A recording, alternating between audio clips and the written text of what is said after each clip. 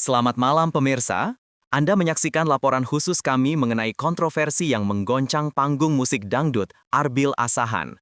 Kontestan muda dari Asahan ini tak hanya menyedot perhatian karena bakat vokal dan penampilan yang memukau, tetapi juga karena menyulut perdebatan sengit tentang keadilan. Arbil dicap sebagai anak emas, sebuah julukan yang sangat tidak populer di tengah kompetisi yang menuntut transparansi. Pertanyaan mendasar yang muncul adalah, apakah talenta Arbil semata-mata diakui, ataukah dia merupakan aset yang dijaga ketat oleh pihak tertentu? Kami akan menyelami di mana garis batas antara pujian murni dan dugaan keberpihakan itu mulai kabur. Sepertinya panggung dangdut kini tak hanya diisi cengkok, tapi juga drama lobi-lobi tingkat tinggi. Semoga kali ini bukan lobi di kamar juri ya. Mari kita simak perjalanan kontroversial ini. Pertarungan coach, pemicu stigma elit dan privilege. Bibit polemik ini ditanam sejak babak penentuan di coach. Arbil menjadi rebutan panas antara dua diva coaching, Melly Lee dan Selvi Yama. Kedua coach papan atas ini seolah berlomba memamerkan jurus terbaik dan menjanjikan masa depan cerah hanya untuk mendapatkan Arbil. Fenomena perebutan kontestan dengan tensi tinggi seperti ini jarang terjadi, dan inilah pemicu utama kenapa publik langsung memberinya label privilege. Peristiwa ini seperti deklarasi tak resmi bahwa Arbil memiliki nilai jual dan potensi di atas rata-rata kontestan lain. Kami pikir ini ajang cari bakat bernyanyi, ternyata ini lebih mirip kompetisi perebutan warisan. Kalau begini, siapa yang tidak iri? Persaingan heboh coach ini seolah-olah mengumumkan pada dunia, anak ini istimewa dan harus dilindungi. Juri terbelah, perisai versus kritik yang membingungkan publik. Saat Arbil melangkah maju, pola penilaian Dewan Juri menunjukkan polarisasi yang nyata. Beberapa juri, terutama Mami Dewi Persik, tampak menjadi perisai hidup Arbil, selalu memberikan pujian superlatif bahkan ketika terdapat kekurangan teknis. Di sisi lain, ada Mae Soimah yang sesekali harus memberikan kritik pedas yang menusuk. Perbedaan ekstrim dalam memberikan penilaian ini justru tidak mendinginkan suasana, malah memicu spekulasi yang lebih dalam. Publik melihat ketidakseimbangan, mengapa Arbil selalu terlihat sempurna di mata sebagian, namun rapuh di mata yang lain. Para juri ini seperti rumah tangga yang lagi perang dingin soal anak. Panggung musik rasa sinetron FTV ini sukses membuat kita bertanya-tanya, mana yang jujur, mana yang menjaga rating. Konsistensi vokal yang dipertanyakan di media sosial. Analisis kritis di media sosial mulai menjadi liar ketika Arbil berhasil lolos dari beberapa babak krusial, padahal dinilai oleh netizen melakukan kesalahan, seperti fals tipis atau lirik yang meleset. Kontestan lain yang dianggap tampil jauh lebih prima justru harus tersenggol. Fenomena ini yang berulang memperkuat keyakinan publik bahwa Arbil memiliki jaket penyelamat yang tidak dimiliki kontestan lain. Forum daring dipenuhi hashtag yang menuntut keadilan.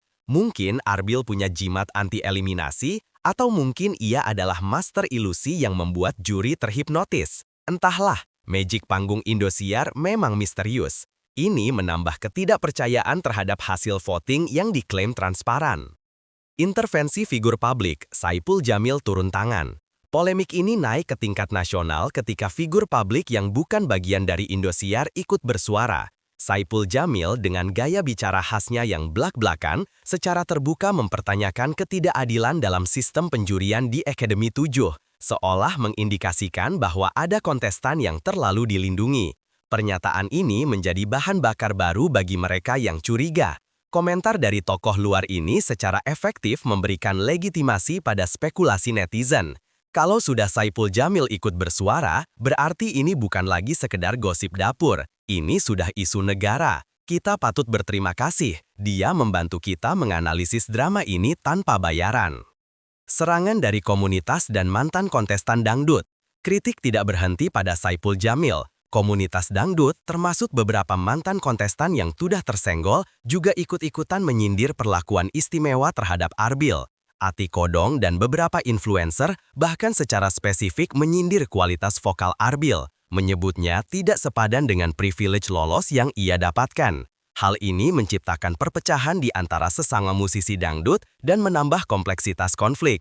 Ternyata menjadi anak emas itu memiliki efek samping yang parah. Musuhnya bukan cuma lawan di panggung, tapi juga dari seluruh jagat dangdut.